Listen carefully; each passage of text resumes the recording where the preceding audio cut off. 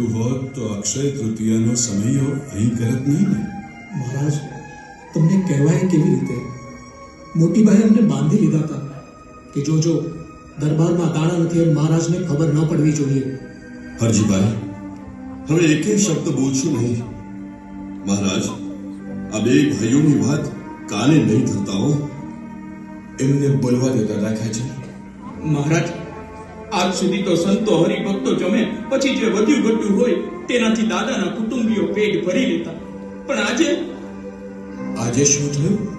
આજે તો દાણા ને નાણાં બેવ થઈ રહ્યા છે. ઉધારે ક્યાંથી લાવે? મહારાજ, મોટી ડેલીવાળા બાપુએ તો... હરજીભાઈ, હવે એક પણ શબ્દ નહીં બોલતા. જોયું મહારાજ, જોયું. ધન્ય છે ને દાદાને, કોઈનું એ અવગુણ નહીં લેવાનું. શું કહું મહારાજ, એમનું દુઃખ હવે નથી જીરવાતું મહારાજ, નથી જીરવાતું. એમના સમર્પણ સામે તો જુઓ. હા મહારાજ, કઠપુતળીની જેમ આ દાદો તમારા વચને નાચ્યો છે. મહારાજ, આ એ દાદો છે જેણે તમારા એક વચને રાજ્યનો ત્યાગ કર્યો અને બહેનોના નામે ગરાસ લખી દીધો. મહારાજ, ત્રણ દીમાં ત્રણ વાર તમે દાદાનું રહેઠાણ ફેરવ્યું, બધું જ ફર્યું, પણ દાદાનું અંતર ન ફર્યું. અરે એક વાર તો આ દાદાને તમે ઠીકરાની જેમ ઢેબે ચડાવ્યો. રિસાઈને તમે ગાડામાં બેઠા તો દાદો બળદના પગ તળે સૂઈ ગયા. ત્યારે એનો પગ ખેંચીને ભર દરબારે તમે જાતે ઢસડીને હડસેલી મૂકેલો. ને તો પણ એને તમારા વિશે ક્યારેય અભાવ આવ્યો નથી. બસ બસ બસ, હવે બંધ કરો તમારી વાત. મારા ગુણ દેખાડીને મહારાજને ભૂઠા પાડો છો તમે. દાદા, બોલવા દો એમને. તારી ભક્તિની વિગતો અમને ભારે મીઠી લાગે છે. મહારાજ, આપને ભૂઠા પાડવાનું તો અમારે મનમાં ન હોય. અમારી તો બસ એટલી જ વિનંતી છે કે અનંત કોટી બ્રહ્માંડમાં જો આપનું ધાર્યું થતું હોય તો આ દાદાને સુખના દાડા દેખાડો. હવે વધુ તાવશો નહીં. મહારાજ, આમ જ હોય તો પછી દાદાનો બોજ હળવો થાય એવો કોઈ ઉપાય કરવો જોઈએ. આપ જ સૂચન કરો સ્વામી.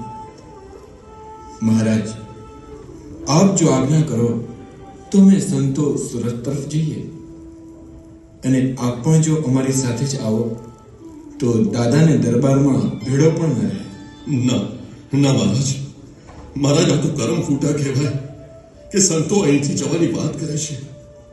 મહારાજ, તમે પણ આમ અમને છોડીને વ્યા જાઓ તો કારણો કેમ?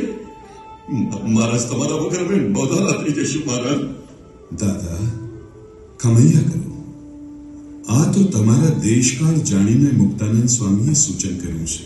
અને મહારાજ, તમે બિરાજો છો તો દેશકાળ સારા જ છે, પણ તમે જાશો ને તો ઉલટા ભૂંડા થઈ જશે. મહારાજ, અમને છોડીને ક્યાંય નહીં જાતા. અમે તમને ઓછું નહીં આવવા દઈએ.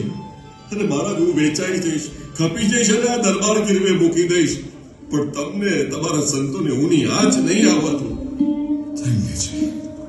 ધન્ય છે તને દાદા, ધન્ય છે. તને કોઈ જીતી નહીં શકે. અમે તને વશ વર્તીશું દાદા, ચિંતા ના કરીશ. તો શું મહારાજ, આપ અહીં જ રહેશો? માત્ર અમે જ નહીં, તમે તમામ સંતો પણ અહીં જ રહેશો. સ્વામી, દાદાએ આપણા માટે જે કર્યું છે તે ઋણ વિસરાય તેમ નથી.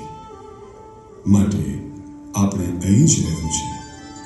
કારણ ગઢડું મારું છે ને હું ગઢડાનો છું. દાદો મારે વશ છે તો હું દાદાને વશ છું.